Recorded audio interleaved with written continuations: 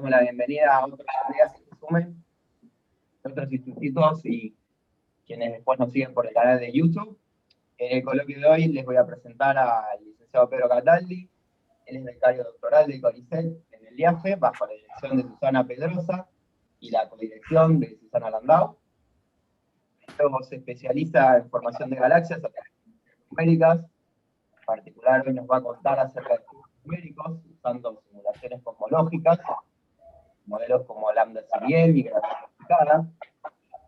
Bueno, como siempre, cuando terminemos la charla, hacemos un espacio de preguntas y comentarios. Y bueno, Pedro, gracias por el aporte a los coloquios, así que te cedo la palabra. Bueno, muchas gracias a vos, Gabriel. Bueno, sí, hoy voy a estar presentando mi trabajo, que se comprende en realidad de dos trabajos. Y bueno, además de mis directoras que han sido nombradas, yo pertenezco al grupo de Astrofísica Numérica Extragaláctica, GANE, del cual también aquí están presentes y son partícipes Luca Viñone, Lucía Granate y Leo Belliza. Y bueno, si les parece, voy arrancando, me pongo un cronómetro, así no me excedo demasiado con el tiempo. Entonces, un breve esquema de esta presentación. Como les comenté, voy a estar presentando dos trabajos. Uno publicado, que son los efectos de los bariones en la forma de los halos de materia oscura. Y por otro lado, un estudio que por ahora tiene resultados parciales, que está todavía en desarrollo, sobre los efectos de la gravedad modificada en las galaxias en entornos aislados, y un estudio comparativo usando distintas cosmologías, mientras que el primer trabajo es en cosmología lambda-CDM. Bien, entonces, si les parece, voy arrancando con el primer trabajo, que el título es Baryon Shaping Dark Matter Halos, que es con coautoría con Susana Pedrosa, con Patricia Tisera y con Celeste Artale. Entonces, una pequeña introducción, motivación de qué disparó este trabajo, es cuáles son los efectos que tienen los bariones en el modelado en la materia oscura en simulaciones cosmológicas numéricas. Y vemos que cuando uno incluye bariones con respecto a simulaciones donde solo hay materia oscura, donde solo hay materia no colisional, es muy importante para tener en cuenta, primero, las propiedades de la materia oscura en la formación de la galaxia. Hay que también tener en cuenta los procesos de feedback a la hora de tener bariones. Se abre todo un mundo de nueva física, desde formación estelar, desde cooling del gas, distintos mecanismos y físicas que hay que tener en cuenta, sobre todo en las zonas centrales, que es donde condensan. También, cuando se incluye bariones, hace que los halos se conviertan en menos triaxiales y más esféricos. Todos estos son parte de la motivación, han sido estudios previos. Y también los bariones hacen que las partículas de dark matter, de materia oscura, transformen sus órbitas. En concreto, pasan de haber más órbitas del tipo Box a del tipo SAT. Ahí estamos, para quienes están familiarizados con órbitas. Y por último, algo que para nosotros sería importante, es que la forma de los halos de materia oscura en nuestra galaxia están poco acotados observacionalmente. Actualmente digamos, una de las principales fuentes para encontrar constraints, observaciones a cómo es la forma de los halos de nuestra galaxia, es usando el tidal stream, es decir, como la cola que deja de estrellas Sagittarius en la medida que para este trabajo de ver cómo los bariones cambian su física y cómo la materia oscura, digamos, interactúa con los bariones, vamos a usar dos simulaciones cosmológicas. Por un lado, la simulación de Eagle, que se trata de una simulación de 100 megaparsecs, de una caja de 100 megaparsecs de lado, con esta cantidad de partículas que podemos ver, digamos, en el cuadrado, con una resolución de partículas de dark matter o de estrellas, o mejor dicho, de gas, del orden de 10 a la 6 masas solares, y que tiene toda una cantidad, principalmente, digamos, está corrida con un código que es bastante importante, digamos, en el área, que se llama Gadget 3, y que tiene toda una cantidad de física, sobre todo de física subgrid, que bueno, que acá, digamos, se nombra de heating y cooling radiactivo, de formación estelar, estocástica, enriquecimiento químico, y que también tienen eventos de supernova, y distintas, digamos, cómo esa energía se distribuye en el medio interestelar. Por otro lado, también hicimos un estudio y un análisis de halos de una simulación que es parte del grupo que se llama Phoenix, bueno, que también está corrido con el Gadget 3, que es la caja es más chica, es de 14 megaparsecs de lado, aunque la resolución son similares, la resolución de la caja. Entonces, los halos que vamos a estudiar de ambas simulaciones fueron seleccionados usando un criterio que es teniendo en cuenta que sean halos y galaxias que tengan una buena resolución, que por lo menos tengan 10.000 partículas dentro de lo que se llama radio óptico. El radio óptico es un radio que nosotros cuantificamos que tiene un análogo observacional. Es donde se encuentra el 83%, el radio que encierra el 83% de las estrellas. Y por lo tanto, digamos, tiene un correlato a la hora de observar galaxias. Y por lo tanto nosotros buscamos que tuviese por lo menos 10.000 partículas dentro de ese radio óptico, y por otra parte, para encontrar esas galaxias y para encontrar esos halos, lo que llaman, digamos, sobredensidades, o el subfine. Esto es importante, nosotros hicimos un estudio comparativo de estas simulaciones que tienen variones con simulaciones donde no las tienen. Así justamente podemos discriminar, bueno, cuáles son los efectos una vez que incluimos los variones. Variones, se ha dicho, digamos, son las partículas de gas, las partículas de estrellas. Entonces nosotros vamos a cuantificar, vamos a estudiar distintas propiedades que nos van a de alguna manera señalar cuáles son estos cambios.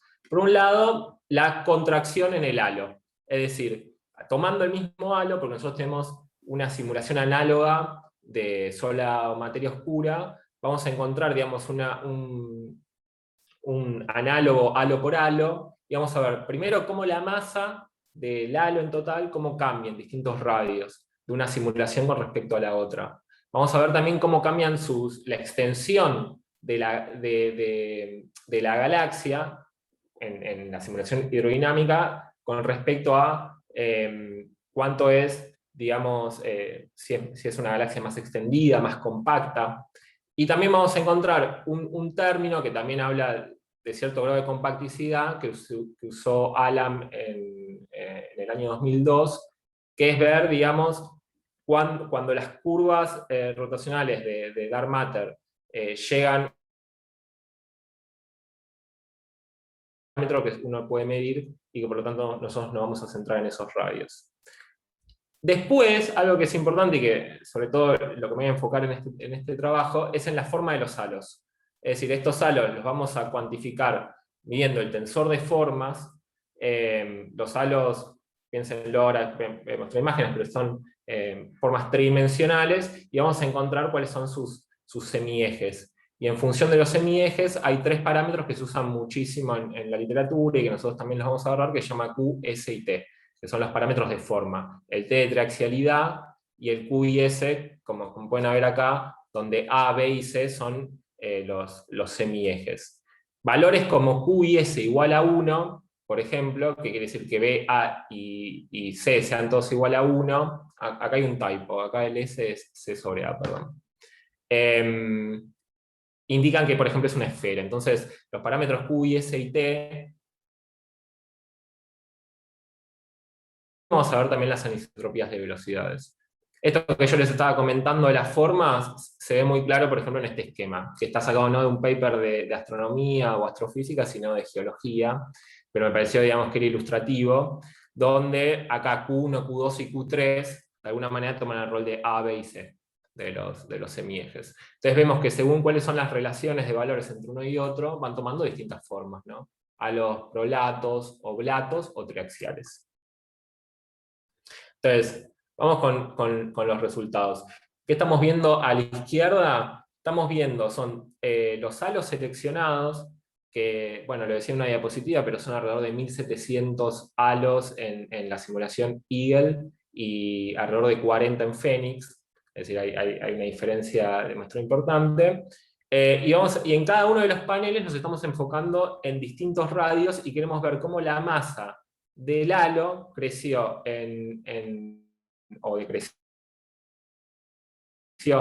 en simulación hidrodinámica versus la simulación Darmat-Tyroly. Entonces, ese es el eje I. ¿Ven? Cuando dice F del 5% en 200, es cómo es la masa en el 5% del radio virial, cómo es la masa en radios centrales, al 10% y al 20%.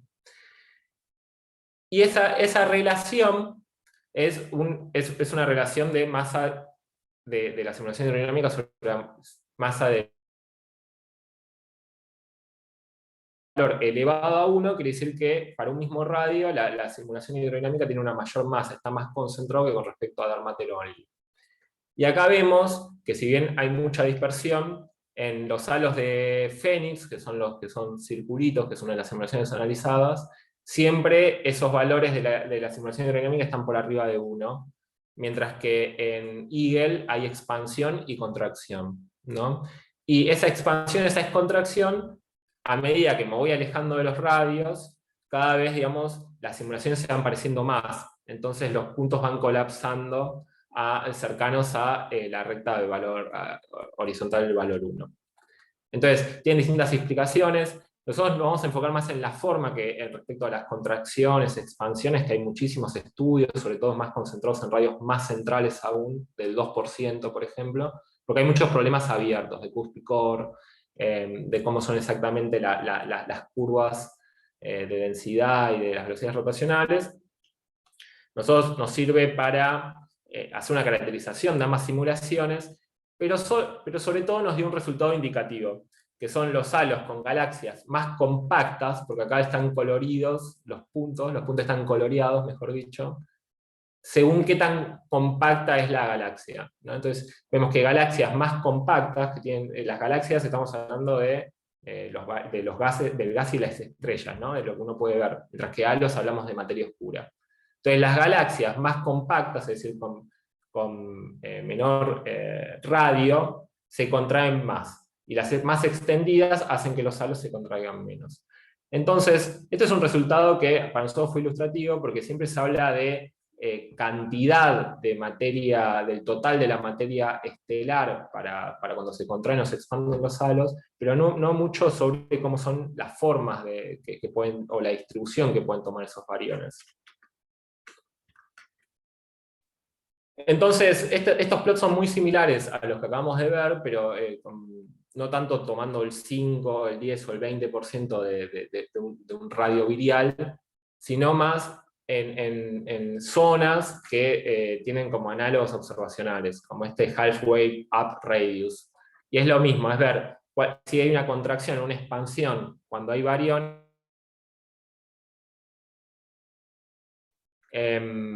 Y vemos que hay un resultado, digamos, parecido al que mostramos antes, donde los halos de Phoenix se contraen en su mayoría, mientras que los de Eagle se pueden contraer o se pueden expander, pero el color para nosotros fue muy importante de los puntos, porque muestra que la correlación hay una correlación que podemos ver con respecto a cómo esa galaxia, si es extendida o compacta.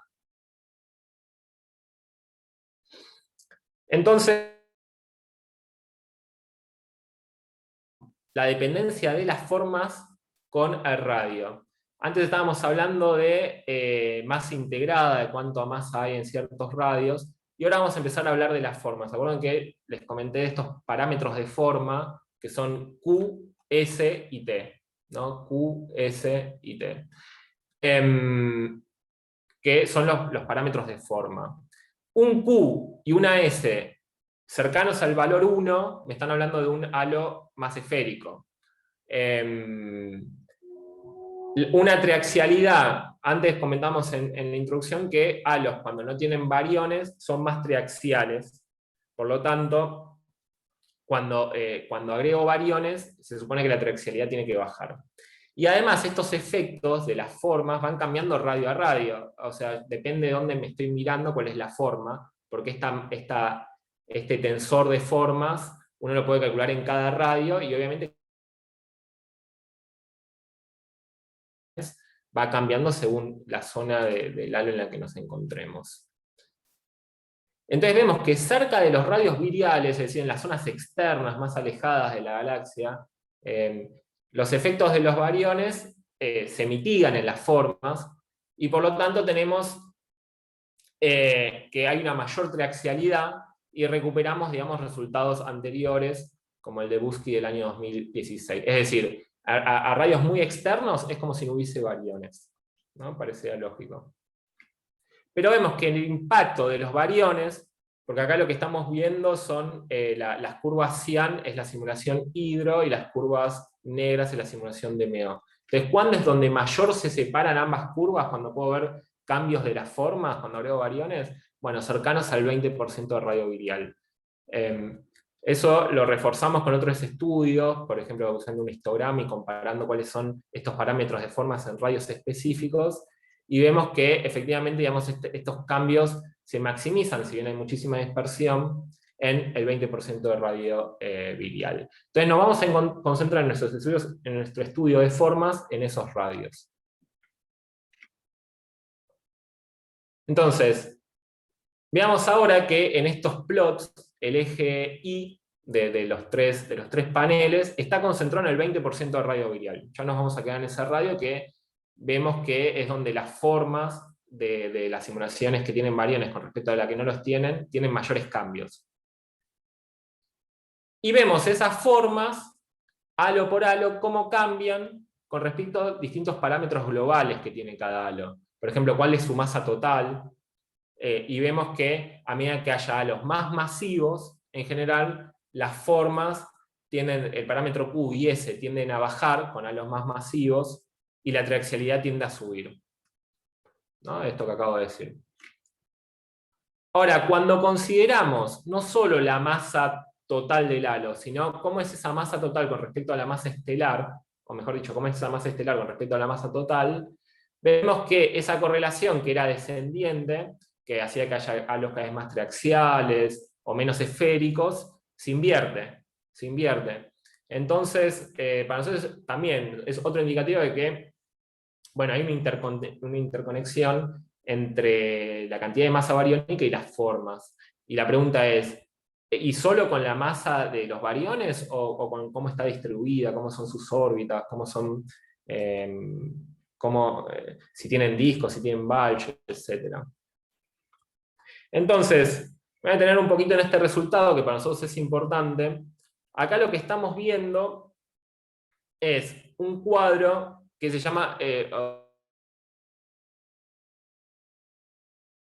un paper del año 2019, donde calculó, usando tensor de formas y sacando parámetros A, B y C para saber cómo son las formas, pero no de un halo de materia oscura, sino un halo de estrellas. Para nosotros hicimos el mismo procedimiento, pero haciendo un estudio de cómo son los halos de la forma de dark matter.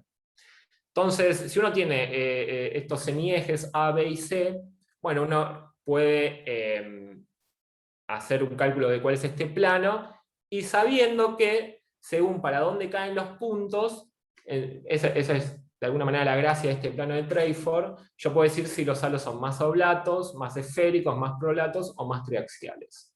Bien. Entonces, por otro lado, lo que tenemos con barras de error grandes, ¿se acuerdan que en la introducción les comentaba de que por ahora hay que ver con Gaia, pero por ahora las cotas observacionales de las formas no están muy bien constreñidas? O sea, fíjense lo que son las barras de error. Por lo tanto, pueden entrar muchos modelos, es difícil de discriminar entre, bueno, cuál es, digamos, la física correcta. Pero lo que nosotros estamos viendo es que si uno los halos, el catálogo de nuestros halos, los dividimos en masas, en qué tan grandes son, cuántas masas estelar tienen, vemos que halos con mayor masa estelar tienden a ser más prolatos, y con menor masa tienden a ser más esféricos, pero, bueno, esto que le estaba comentando, pero para nosotros es interesante no, como acá el plano de Treyford, separarlo en bienes de cuáles son las masas totales de masa estelar, sino empezar a ver cómo están distribuidas esa masa bariónica. Entonces, empezamos a usar otra cuantificación, que es la fracción de disco. La fracción de disco. Entonces, nuestros catálogos de halos los dividimos en distintos colores según qué tan si son galaxias espirales o elípticas, y eso lo podemos cuantificar con cuál es la cantidad de estrellas que están en un disco versus el total de estrellas. Y este resultado es interesante porque vemos que cuanto mayor fracción de disco hay, no solo masa estelar, sino cuanto esa masa estelar, si está comprendida en un disco, el halo, la forma del halo de materia oscura, tiende a ser más esférico. Fíjense que viene rojo, después verde, después amarillo, después azul. Las sombras que estamos viendo son los cuartiles. Es decir, la discriminación tampoco es... la correlación existe, pero es débil. Ahora, nosotros tenemos un análogo, halo por halo, en materia oscura, en una simulación que solo tiene materia oscura. Y si bien las simulaciones que tienen solo materia oscura no tienen galaxias, no tienen discos, sí tienen un análogo, sí tienen una simulación que fue corrida con las mismas condiciones iniciales y que ese halo pudo haber formado una galaxia de una morfología en particular. Y lo que vemos es que la correlación de la Dark Matter Only, de la simulación que no tiene materia oscura, sigue el mismo patrón. Sigue que halos que, si hubiese sido hidro, tenían disco, también pueden ser más esféricos, y a medida que son, contrapartes de halos que tienen galaxias elípticas, disculpen que es medio chino, pero es que es un estudio comparativo, eso hace que sean más prolatos. Entonces, para nosotros esto es una tendencia que uno puede decir, bueno, ¿son los discos los que están haciendo más esféricos los halos? ¿O son halos más esféricos los que prefieren formar galaxias a su interior, de alguna manera, que tengan discos? Entonces, hay una interconexión que no necesariamente va en una dirección. Acá lo que estamos viendo es que ya las Dark Matter Only, en sí, halos más esféricos, si tuviesen bariones, tienden a formar galaxias con discos. Entonces, esta dependencia, voy a ir un poco más rápido, así llego a comentar un poco del otro trabajo. Esta dependencia con los discos, vemos que las formas en 20% de radio virial, efectivamente, cuando tienen disco, el Q y S, el eje X es qué tanta fracción de disco hay.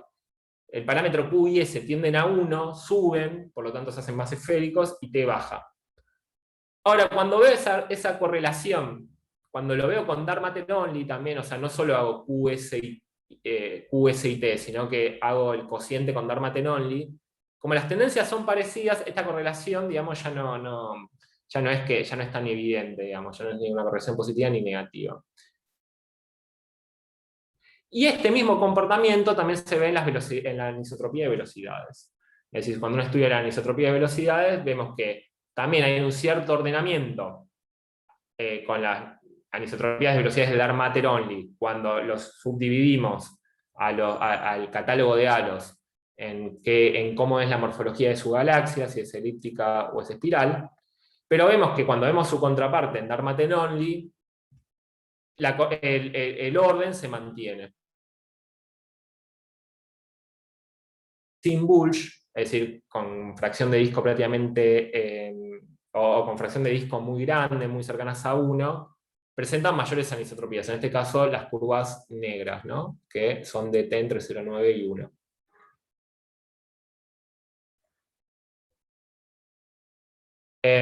Bueno, entonces, esta es también reforzando un poco estas diferencias, pero si les parece, ya voy a las conclusiones, que para nosotros es importante este resultado con el que me detuvo un poco, que es por un lado que el impacto de la presencia de los bariones se maximiza en el 20% de radio virial, cuando uno analiza las formas, cómo son los cambios de las formas de los halos de materia oscura. Vemos que galaxias con mayores fracciones de ET suelen tener halos más redondos, pero que hay una interconexión entre un ida y vuelta. Es decir, no es que solo las galaxias hacen que los halos sean más esféricos, sino también halos que tienden a ser más esféricos suelen a formar galaxias de esta determinada cosmología. Bien, entonces, si quieren sigo ya con la segunda parte, y bueno, después abrimos a preguntas. Hay una segunda parte del trabajo que este es preliminar, mientras que el anterior es un trabajo ya publicado. Y este también es un estudio comparativo, pero ahora viendo de cosmologías distintas. Todo el trabajo que acabo de explicar es usando lambda CDM.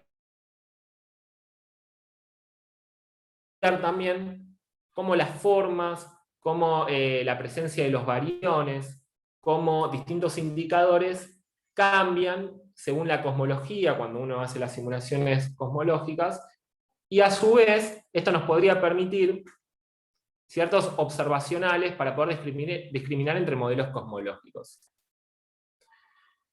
Entonces, acá no me voy a detener demasiado. Esta es una pequeña reseña sobre la introducción lambda CDM.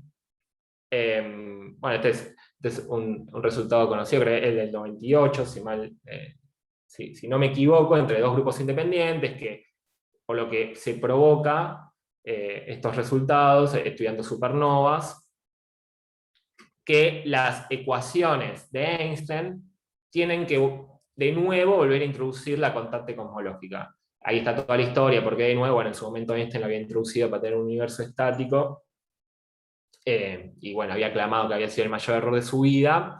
Se sacaron por un tiempo, y después a partir del 98 y ya más para acá, se vuelven a introducir en la cosmología lambda CDM esta constante cosmológica, o en las ecuaciones de Einstein o en las ecuaciones de Friedman. ¿Bien? Entonces pasan a estos términos que están recuadrados. Ahora, la gran pregunta que sale es de, bueno, ¿de dónde sale lambda? ¿De dónde sale lambda? Uno lo puede encontrar, digamos, a través de la teoría cuántica de campos, que puede haber un lambda que depende de la masa de Planck a la cuarta. Pero, es decir, todos estos estudios y después todas las colaboraciones Planck-Nion después, a la hora de estudiar el lambda, ven que entre el lambda observado y el teórico hay una discrepancia enorme. Esto ya se ha dicho muchas veces, incluido en este seminario. Entonces, simulaciones cosmológicas con lambda CDM hay muchísimas. Es lo que más, digamos, públicas. Las dos que comenté recién, Eagle y Phoenix, usan lambda CDM. Acá vemos, digamos, si se quiere, para todos los gustos, con bariones, sin bariones, zoom-ins, es decir, con muchísima resolución, pero más concentrado en una galaxia o en un halo, o con volúmenes enormes para saber más estadística. Pero hace unos años empezaron a haber simulaciones cosmológicas de otros modelos cosmológicos, no solo de lambda CDM. Hay toda una familia, acá hay una lista. Nosotros nos vamos a concentrar en uno, que es en el que en los últimos años se ha empezado a computabilizar, digamos, que tiene la capacidad de poder hacer simulaciones, que son los modelos FDR. ¿Qué buscan? Buscan que a través de una modificación de las ecuaciones de Einstein, usando una modificación de Riemann, se puede explicar esta observacional. Es decir, estos modelos alternativos buscan que a través de una modificación de esa curvatura del espacio-tiempo se pueda explicar este fenómeno de expansión acelerada del universo. Entonces, bueno, miren, esta es la familia enorme que hay de cosmologías. Algunas inclusive de este cuadro ya han sido descartadas por LIGO o por distintas observaciones. Incompleto. Hay distintos reviews de cuáles son estas distintas cosmologías, modelos cosmológicos, perdón. Ahí dejo algunos, después esto le puedo compartir a quien quiera, a quien lo solicite, las distintas, digamos, reviews de modelos cosmológicos alternativos. Y en particular, si uno quiere hacer una simulación numérica, lo que tiene que modificar son las ecuaciones por las que se rigen la dinámica de las partículas de estas simulaciones. Entonces, hay un review muy bueno del hace 2 años de Wolfsberger, sobre cuáles son las ecuaciones que resuelven estos códigos numéricos. Este es en el caso de lambda CDM. La ecuación de Poisson, si uno quiere cambiar la cosmología, y sobre todo si uno usa estos modelos cosmológicos de FDR, va a tener que ser modificada. Y también puede llegar a haber cambios en la física bariónica, o deberían ser necesarios. Entonces, en concreto, en lambda CDM se resuelven este tipo de ecuaciones. Por un lado, a la derecha es la ecuación de Poisson, digamos, que rige la dinámica de las partículas de la geodésica, pero ahora si uno cambia la acción y ya no usa el R, sino que empieza a tener, digamos, una cosmología, una gravedad modificada, una relatividad general modificada, estas ecuaciones tienen que empezar a ser cambiadas. Entonces, nosotros nos vamos a centrar en un modelo que se llama el de Husawiki, que es el único que o hasta ahora ha demostrado que uno puede correr simulaciones, que no tiene un costo computacional súper elevado, aunque sí es mucho más elevado, suele ser hasta 10 veces más costoso que las ecuaciones de lambda CDM. Y bueno, haciendo una transformación de este modelo, uno llega a una ecuación, digamos, análoga a lambda CDM, pero en este caso de gravedad modificada. Entonces, ¿por qué son más costosas? Y porque ya no son ecuaciones no lineales, no se puede usar superposición, es decir, como estaba antes resuelto el campo de Poisson, y hay que usar otro tipo de técnicas. Entonces, bueno, empezaron a salir todo este tipo de simulaciones nuevas, al comienzo sin bariones, es decir, solo con materia no colisional, con dark matter, usando gadget, como vimos en Eagle en Phoenix, EcoSmog, ISIS, que usa otro tipo de códigos que llaman que usan Mesh, que llama Ramsés.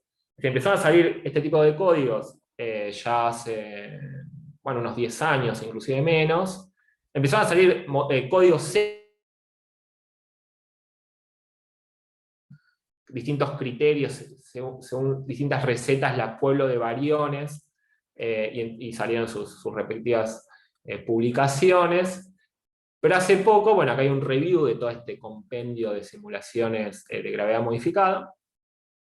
Pero hace poco, en el año 2019, salieron unas simulaciones de gravedad modificada usando este modelo de Husawiki, que de alguna manera busca reemplazar la energía oscura y busca un reemplazo para el lambda de lambda CDM, pero tiene bariones, ¿no? Entonces, los autores son Christian Arnold y Baoyu Li, del cual nosotros estamos trabajando actualmente en este proyecto.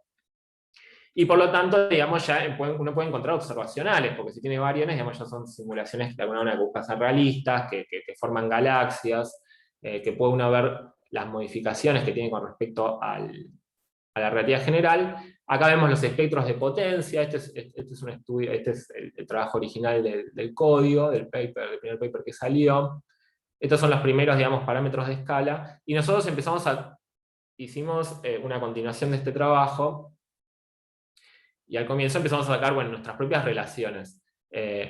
La línea roja es relatividad general, es decir, es la simulación de lambda CDM, y F6 y F5 son distintas fuerzas para este campo camaleónico de este modelo cosmológico que vamos a estudiar, que se llama Husawiki.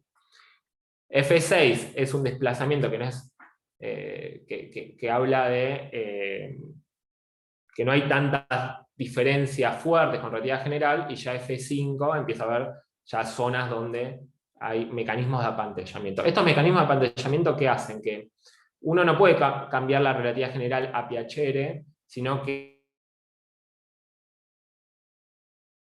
por ejemplo, no sé, en el grupo local, por ejemplo, en nuestro sistema solar, la relatividad general se recupere. Yo no puedo decir que la relatividad general no anda en lugares donde está súper probada, o por lo menos hasta ahora está súper probada. Ahora, este modelo de Husawiki lo que hace es que en entornos de baja densidad recupero o tengo una fuerza extra, la fuerza newtoniana. Es decir, se rompe el principio de equivalencia. Esto es muy importante para estos modelos, para estas simulaciones. Yo tengo, la materia me da una fuerza, que es la newtoniana, en entornos de alta densidad, y entornos de alta densidad no es que es la Tierra solamente, es la parte de la galaxia de la Vía Láctea, por ejemplo. Pero en otros lugares, esa misma materia, en entornos de baja densidad, me da una fuerza extra, una quinta fuerza.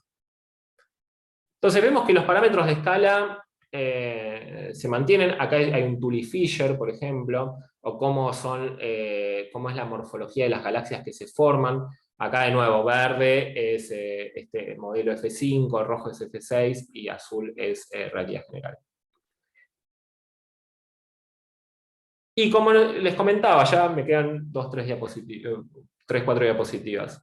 Nosotros lo que vamos a buscar para hacer un estudio comparativo es no en galaxias como la Vía Láctea, por ejemplo, donde este modelo y lambda CDM son exactamente análogos, son iguales, sino en zonas de baja densidad, porque las zonas de baja densidad voy a poder empezar a discriminar entre modelos cosmológicos, ¿no? Entre relatividad general y FDR, estos modelos Kusawitti, FDR. Entonces lo primero que hicimos es en todas estas cajas simuladas, es encontrar cuáles son los entornos de baja densidad.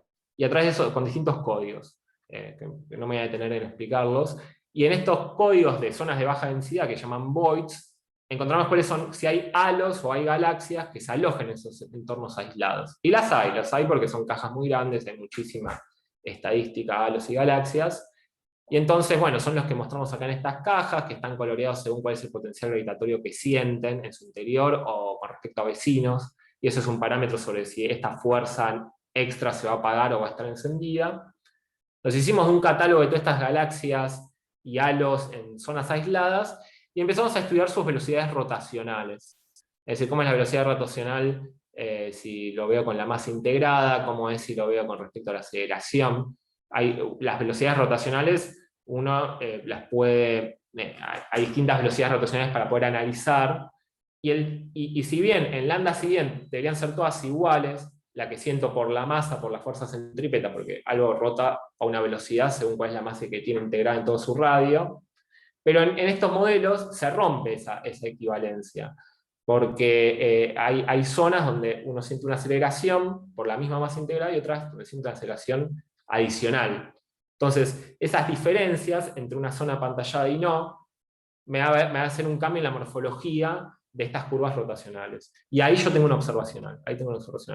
El panel de abajo, que hay una curva, hay una línea negra, me habla de esta aceleración. ¿Cómo es la aceleración total con respecto a la aceleración de relatividad general? Entonces, eso en una zona pantallada es 1, es lo mismo la aceleración que siente la partícula que la aceleración que sintiese por relatividad general.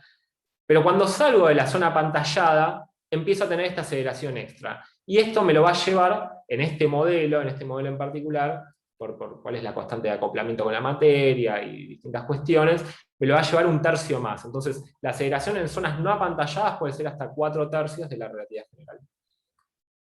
Ahora, todo esto lo vemos que está para un radio, ¿no? Y bueno, hay distintas velocidades, uno puede calcular cuál es la diferencia de estas velocidades rotacionales, este residuo.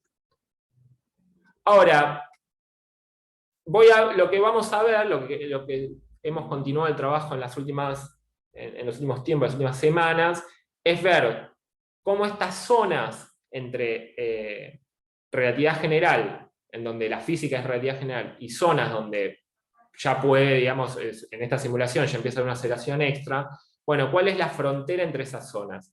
Y está bien verlo como un radio, como está acá en estos paneles, que pareciera que hay simetría radial, hay una simetría esférica, o ya empieza a tener, hay que verlo más en forma, cuáles son las formas.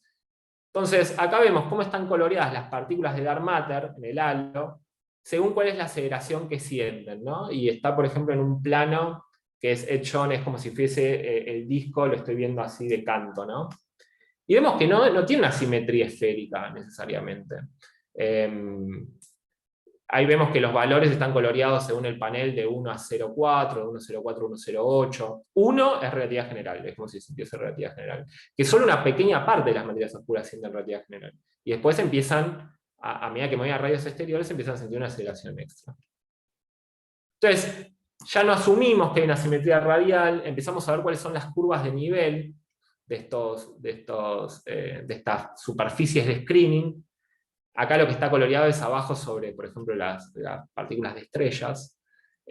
Las estrellas no son las únicas que me modifican la superficie de screening o cuáles son estas zonas de frontera. Toda la materia, es decir, la materia es la que hace que me apague la quinta fuerza o me la prenda, la materia total integrada. Yo acá pongo las estrellas para que veamos, digamos, cómo es las galaxias que o en qué zonas están habiendo estas fronteras.